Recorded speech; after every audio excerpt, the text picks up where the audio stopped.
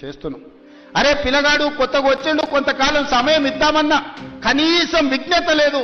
10 సంవత్సరాలు పరిపాలించిన వాళ్లకు మొదటి రోజు నుంచే ఎట్లయినా పడగొడదాం, ఎట్లయినా ఇబ్బంది పెడదాం.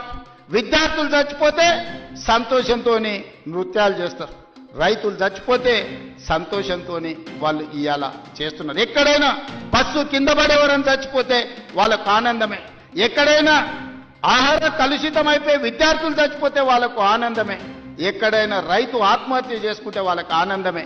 ఎందుకంటే వీళ్ళ చావుల పునాదుల మీద అధికారం అల్కగా ఎక్కువచ్చన్న ఆలోచన, దుర్మార్గమైన దురాలోచనతోటి ఈరోజు ప్రతిపక్ష పార్టీ పనిచేస్తున్నది.